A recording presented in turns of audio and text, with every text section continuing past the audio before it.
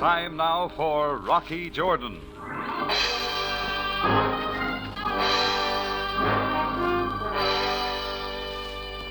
Down the street from my Cafe Tambourine, there's a place called Rakam's. You couldn't say Rakam and I were old friends. We were just old competitors. Somehow we managed to stay out of each other's way until he hired Tisana. I'd heard about Tisana. They said she was tall, tan, and terrific. That when she danced, it was like a moving bronze statue, alive and sultry. Yeah, they said her dancing was out of this world. Well, that's what happened to a couple of people who watched her. They, too, went out of this world.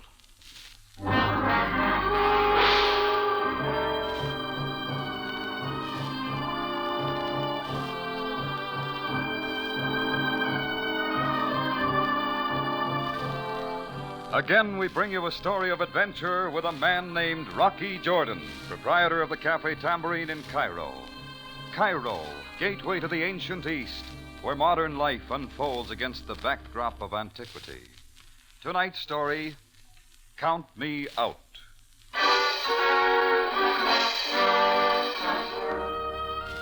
My business hadn't been getting any better since Tisana went to work for Rakam. I decided to find out why. It was a little after 1 in the morning when I locked up my place and strolled over to Rakam's to catch the last show. I made 2 stops on the way. Once when Hinnock, one of the street beggars, collared me for a coin. Then, just as I was about to push open the door to Rakam's, I ran into Barney Grogan. When he saw me, his big puffy eyes lit up like pumpkins on Halloween. Barney was a mat-burned ex-wrestler who'd taken more dives than an Olympic diving champion on exhibition. Every time you bumped into him, he had a new pitch, the kind you have to handle with fumigated gloves. I didn't want any part of him. Hiya, Rock. Hello, Grogan, and so long. Oh, now, wait a minute, Rocky. You ain't gonna give your old pal Barney Grogan a brush off, are you? How do you catch on so easy? Look, Rock, I got a deal for you, a real deal. Some other time, I got business. In Rakam's? Look, I'll give you a tip. You can't watch Tisana dance and think about business. It won't work. Oh, she's that good, huh? Sensational, Rock, sensational. But look, why don't you give it the go-by for tonight? I got a red-hot idea. Money in it. Little proposition I want to talk over with you. Beat it, Grogan. I'm not in the market for any of your deals, hot or cold. Rocky, so help me if you'll just let me give you the inside... Now remove that overstuffed fist from my shoulder, huh? Okay, Rock. Go on in and give Tisana the once-over. But I'll be seeing you later. Yes, sir. You're going to be wanting in on this deal, so I'll be waiting for you. Well, don't do it around the tambourine. It's closed for the night. Closed, huh? Okay, Rock. Okay, I'll see you. A couple of Arabs in flowing white robes eased past us and went inside. But what was behind them caught my eye. There were 2 men.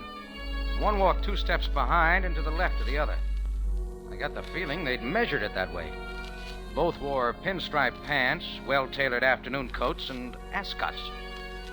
They weren't winking at me. Those were really monocles. I followed them on inside. Tisana had just finished her number, and the customers were hanging on the ropes. Rakam was standing over by the bar, grinning like an undertaker on his day off. I worked my way through the crowd and found a small table in the rear. Rakam spotted me and came over. He slipped his round body into a chair and tucked his watch charm under the table. Well, Rocky, it is not often you honor me with your presence. Rakam, I don't have to ask you how's business. No. No, you need not ask. Is this not wonderful? And I owe it all to my little Tisana, my beautiful little flower, my adorable... Your adorable little gold mine. Yes, my adorable little gold mine. How about letting her do a couple of guest shots in my place, Rakam? Tisana, I should let her go to you. Rocky, you take me for a fool? Surely you must be joking. Yeah, sure. I was just joking. May I sit down, Mr. Jordan? Tisana, my dear, of course, do sit down. Tisana, this is my old friend, Rocky Jordan. Yes, I know. I've heard much of you, Mr. Jordan. Well, I wouldn't classify you as top secret, Tisana. Mr. Jordan was just telling me, my dear... Rakam, would you mind leaving us alone? I would like to talk to Mr. Jordan. Alone, Rakam. Very well. But remember, Tisana, you must change your costume for the next number. I will not be long. Well, I will see you later. Don't hurry, Rackham. Oh, what's on your mind? I need help, Mr. Jordan. I've been threatened. And what you need's a bodyguard or a private eye.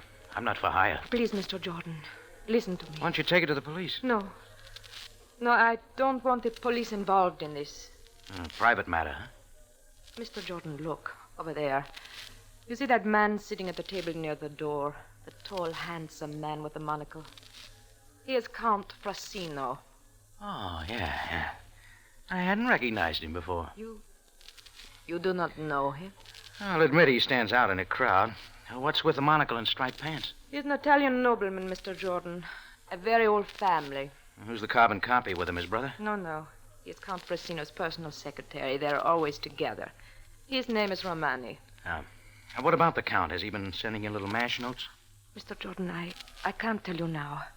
Will you come to my dressing room after the show? Look, lady, I said I wasn't for hire. Very well. But I am certain we can make other arrangements. Thank you, Mr. Jordan. I'm so happy you like my number. If you would care to stay, I will dance especially for you. Huh? Oh, Romani's paying us a visit, huh? Okay.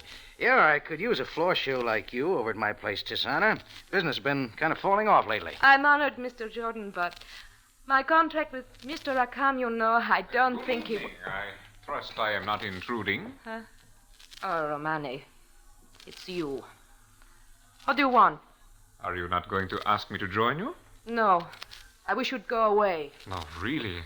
I did not mean to offend. I only... Mr. Jordan and I are discussing business. Can't you see that? Yes. Then I will deliver my message and leave you. Very well. What is it? Count Frasino wishes you to join him at his table immedidiely. You will tell the noble Count that I do not wish to see him. Tisana, I beg you No. Now, I wish you'd leave me alone. Do you understand? Yes. Yes, I will go. I will go. Mr. Jordan, will you come to my dressing room later? Well, I said before I wasn't for hire, but... Then, as a friend, I will be most appreciative. Look, Tisana, your boss Rakam's over there trying to catch your eye. I think the customers are getting anxious. Why don't you go get ready for your number? Yes, I know, but... I haven't seen you dance yet, you know. You will wait here for me? Sure. Now, slip into the Seven Veils, will you? Rakam's having a nervous breakdown. Tisana eased out of the chair and went back to the dressing room. Rakam took a handkerchief out of his pocket, mopped his brow, and scurried around to his customers, informing them that the beautiful Tisana would be out on the platform soon. I leaned back in my chair and waited. But I never did see Tisana dance. Happened to glance over to the front entrance and caught sight of Hinnock, the beggar. He was motioning to me, so I went over. Mr. Jordan, Yeah? you must go quickly. There is something wrong at your cafe. My cafe? What are you talking about? It's closed. Yes, I know. But as I was walking by a few moments ago, I saw a light inside, and there was a shot. Shot? Yes, I heard it. I swear, Mr. Jordan, it came from your cafe. Okay, Hinnock, come on. The beggar, Hinnock, and I ducked out of Rakam's place and ran down the street to my cafe. When we got there, the place was dark and quiet. We slipped around to the side door. It was open. I'd taken 3 steps into the cafe when a flash of light cut across the room. Hinnock and I hit the floor together, and then someone ran past us. A second or two later, I heard the back door slam. I got up, walked over, and turned on the lights. The cafe was empty. Hinnock had disappeared. A minute later, he came running out of my office. Mr. Jordan, come, look. What's up, Hinnock? In here, Mr. Jordan, your office. Oh, I don't see anything. No, look. There on your desk, Mr. Jordan. Lying on the blotter on my desk was a gun. Not just any kind of gun. It was shiny and new and had all the earmarks of an Italian dueling pistol. I picked it up. It was a dueling pistol, all right. Hollow, made out of tin. The kind of a gun that would make a great duel between 6-year-olds. Mr. Jordan, it is a child's toy. Stick around, Hinnock. I got places to go. But Mr. Jordan... I said stick around. I raced back out into the alley. It was dark and deserted. I whirled around at the sound, and then I saw him at the end of the alley. He stumbled as he passed under the street lamp. I went after him. When I got to the corner, he was gone. I moved on down the alley till I came to a half-open door. There was a light inside. It was the rear entrance to Rakam's place. I pushed it open and went in. I followed the red splotches on the floor to the far end of the corridor, where there was a door with a battered silver star nailed to it. Tisana's dressing room. Sprawled on the floor in a pool of blood was the muscle-bound wrestler Barney Grogan. Both shoulders were touching the floor. He'd lost his last decision to a bullet.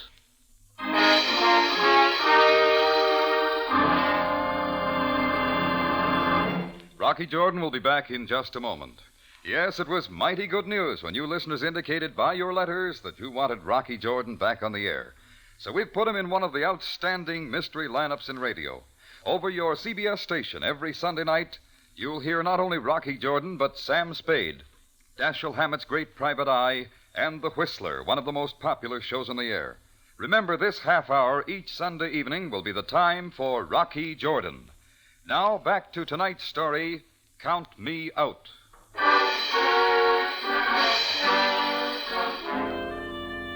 Barney Grogan was dead, all right.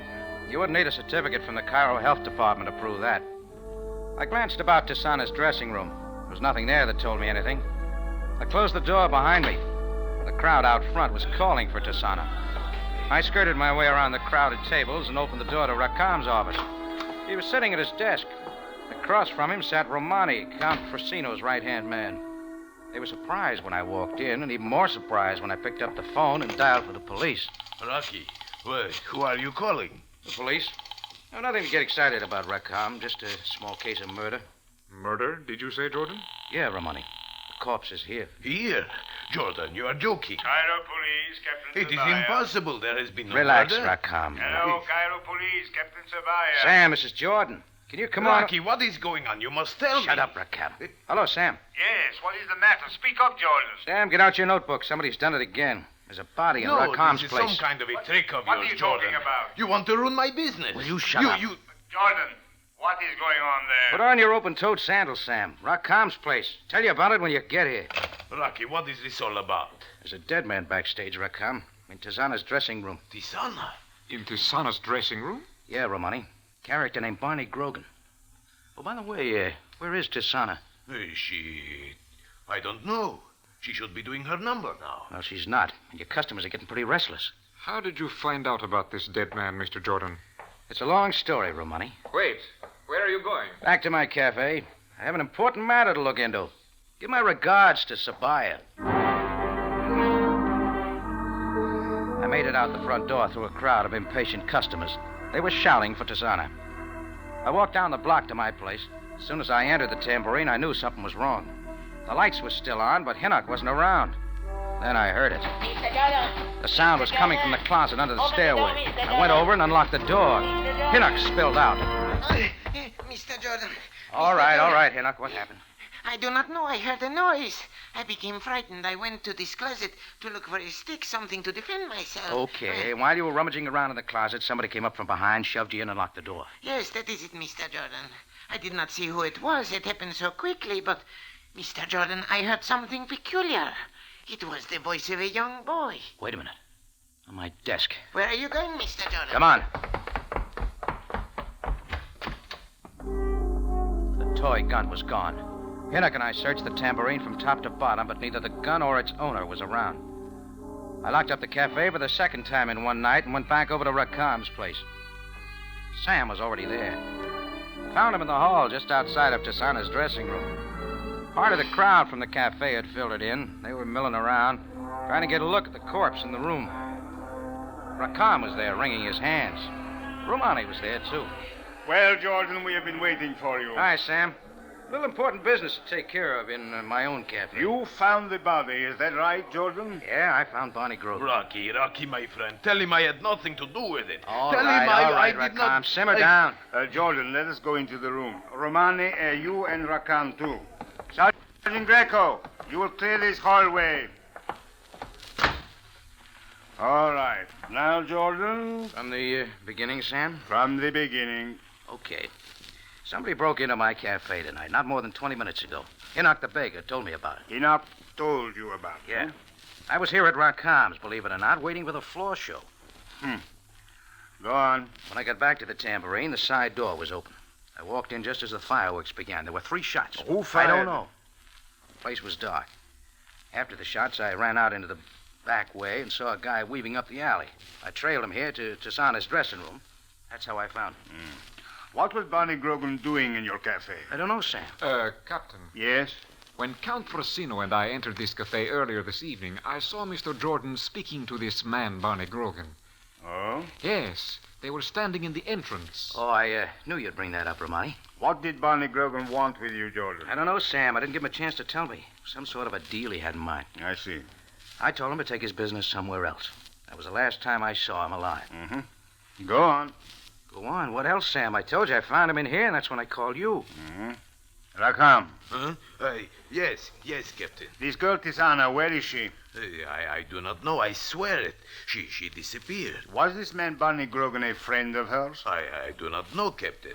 I have seen him here at my cafe a few times. He spoke to her, yes, but... Captain Sebaya, may I interrupt? What is it, Romani? Tisana. She also spoke with Mr. Jordan this evening. When I went to their table, she sent me away.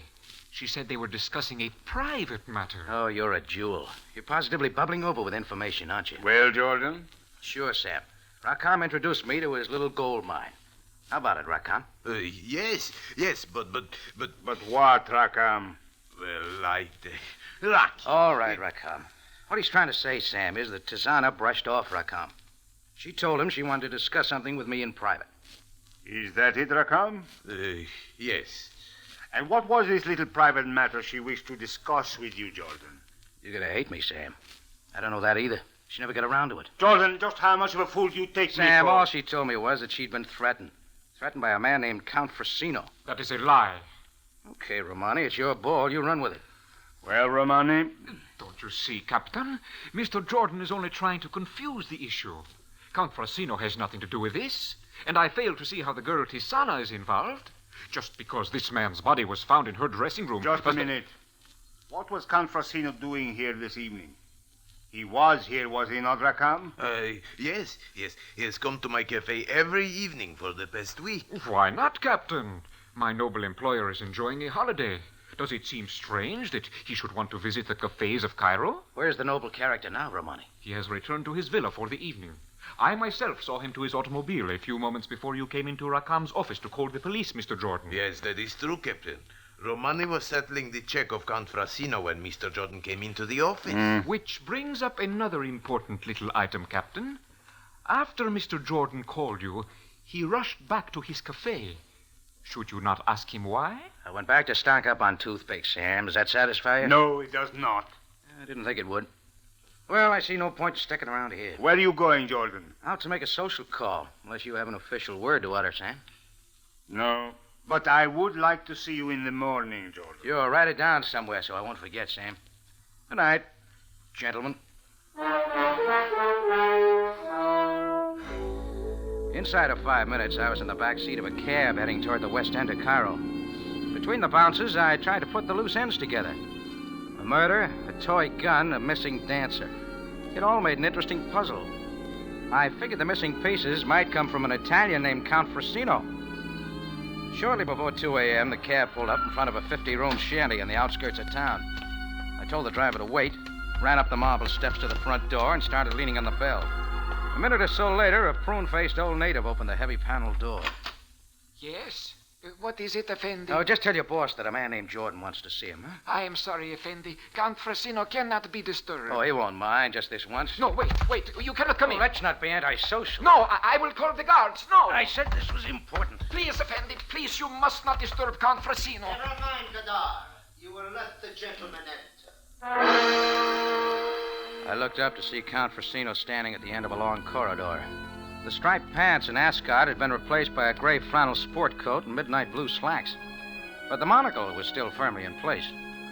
He nodded for me to follow him, and we worked our way past a display of marble statues that would put the Cairo Museum to shame. He opened a big oak door, stepped aside, and I entered what might have been either Grand Central Station or his study. Something caught my eye, and I unconsciously ducked. Towering above me in the center of the room was the statue to end all statues. It must have been 14 feet high. A marble woman, her arms outstretched. It occurred to me she'd make a good hat rack. Count Frosino closed the door. So, Mr. Jordan, this is indeed a pleasure. Do sit down, won't you? Thank you. I don't like to barge in this way, but... Yes, I know. You wish to speak with me, is that not correct? Yeah, I'm looking for a few answers. Answers? Oh, yes, I understand. Proceed, Mr. Jordan. It's about Tisana. Dishonored, Mr. Jordan? Yeah, I don't suppose you know an ex-wrestler named Barney Grogan was found dead in a dressing room a little while ago. Dead? In Tisana's dressing room? Uh-huh. How... Oh. How did this happen? I thought maybe you might be able to tell me. I? Oh, but how should I know that? You've been around Tisana's place quite a bit lately, haven't you? Yes. Well, yes, To see but... Tisana? Yes. She gave me the idea she'd been threatened by you. Threatened by me? Oh, no, there must be a mistake. Why should I threaten her? I love her, Mr. Jordan. I love my wife very much. Your wife? You did not know, Mr. Jordan. Yes. Tisana is my wife. I'd better fall back and regroup right here. That I didn't know, Frosino. Tisana and I were married several years ago in Italy. I'm afraid that life there was... Well, perhaps she was homesick for Egypt. There was also a misunderstanding. So she left you and came here to Cairo? Yes, that is right. I'm willing to admit that the misunderstanding was perhaps my fault. I listened to the wrong people. Now I have bought this home in Cairo to be near her. Now you want to patch it up, huh? Yes. And I want my son back. Your son? When Tisana left me, she took our child. Wait a minute. How old is he? He's only 6 years old. But you see, he is my firstborn and only son. He is to be my successor and heir. He's the only one who can carry on our family name. So you see, this is most important, Mr. Jordan. Count, I think we can do business. Business? About finding your son. You know where he is. Well, suppose I put it this way. Suppose I say... Frosino pitched forward, bounced against his desk, fell into the broken glass on the floor. I raced out to the terrace. It was deserted, and the lawn looked peaceful and quiet. I went back inside and bent over the unconscious form of Count Frosino. He was still breathing. Then the whole door banged open, and the prune-faced native rushed in, followed by a couple of Frosino's guards. From the looks on their faces, I could see they wouldn't wait for explanations. I flipped the table into them as they rushed me and ducked out into the terrace. I just crossed the lawn and reached the shadows along a row of trees when the guards opened up from the terrace. In the street, my cabbie had heard the shots, and he started to get his hack moving. As he went past me, I jumped on the running board, and we roared around the corner and headed back to Cairo.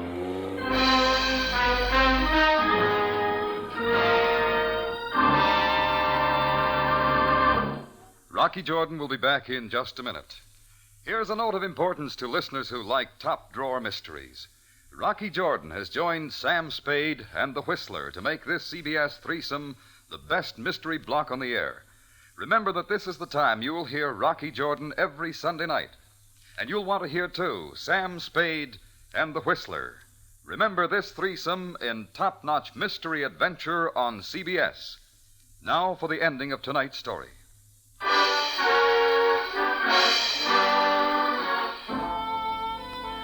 It was like Tisana's dance routine. You couldn't wind up the show without the final climax to keep the customers happy.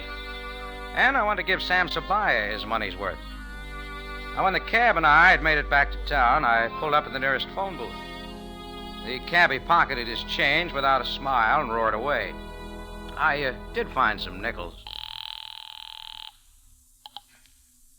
Cairo Police, Captain Sabaya. Jordan, Sam. If you want to wind up the Barney Grogan affair, I've got the missing pieces. What's that, Jordan? Meet me at the corner of Shariah Ramar and Delhi Road. Don't stop to bring popcorn. Never mind, Jordan. I believe I can wind it up right here. Say that again, Sam. My men picked up the dancer Tisana 20 minutes ago. She was getting on the train for Alexandria. She, wasn't alone, was she, Sam? No, as a matter of fact, Jordan, she About had... 6 years old, huh, Sam? I'd even bet he was carrying a toy gun. How did you know, Jordan? I'll fill in the details later. Now get rolling, will you, Sam?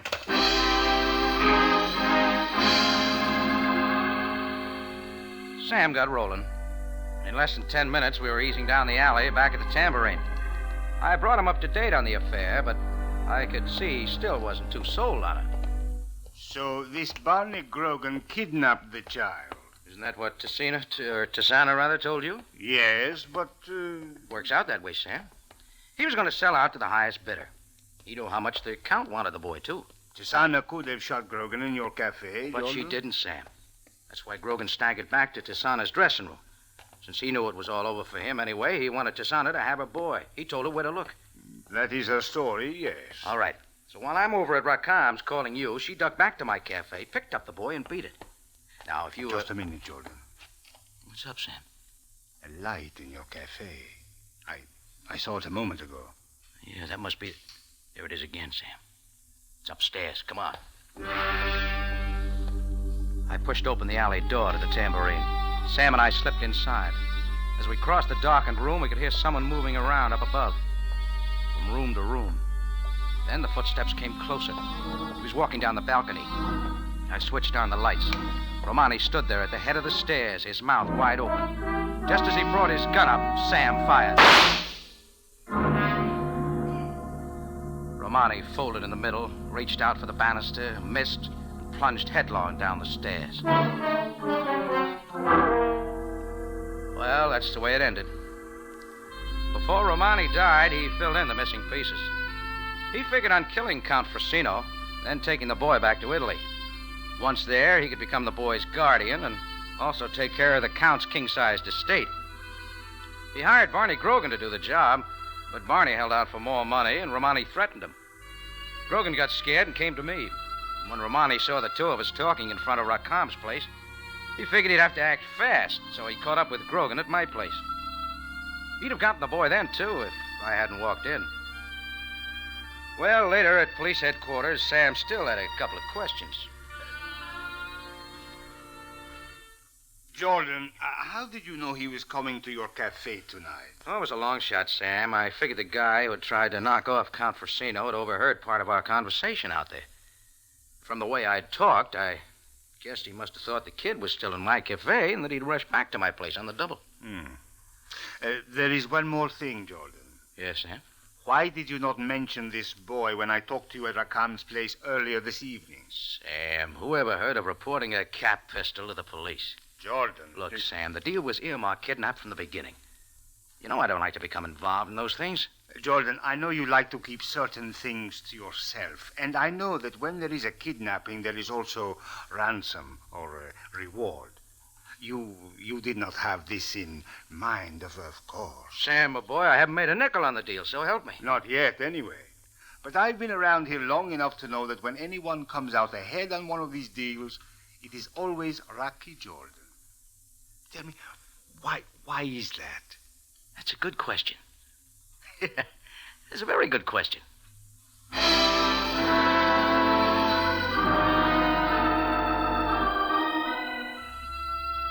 I dropped around to the hospital the next morning to see how Count Frasino was getting along. He was going to make it okay. Tisana was there, holding his hand and smiling. The Count was very appreciative of what I'd done, just as Sam figured he would be. Yeah, it was a sizable reward. I am now the only cafe owner in Cairo with a 14-foot marble statue of a woman with her arms outstretched. And I was right, too. She does make a good hat rack.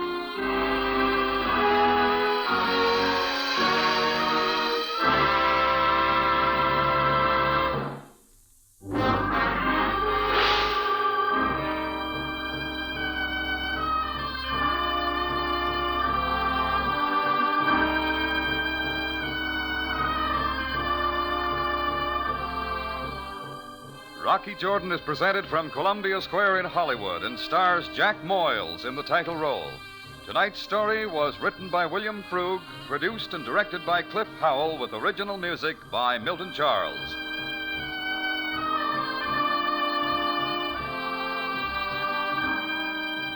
This is CBS, the Columbia Broadcasting System.